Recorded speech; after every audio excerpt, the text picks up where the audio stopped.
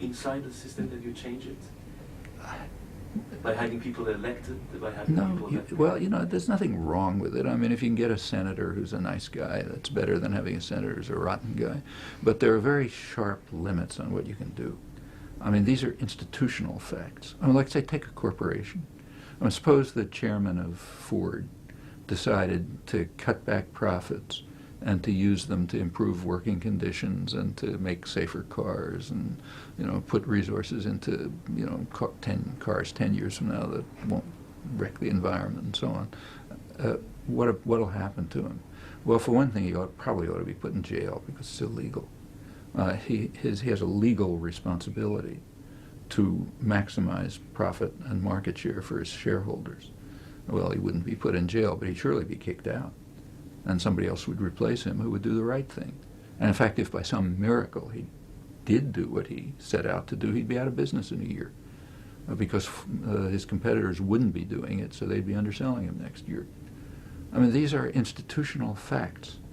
I mean, the individuals in charge may be, very nice to their children and friends and give a lot of money to charity, but it doesn't change anything because they have to act within an institutional framework which requires vicious activity. You're head of a corporation, you've got to be an immoral monster, otherwise you can't survive as the head of a corporation. If you're part of a state system, you're part of the mafia. And the international affairs runs like the mafia. It's power systems that get away with whatever they can.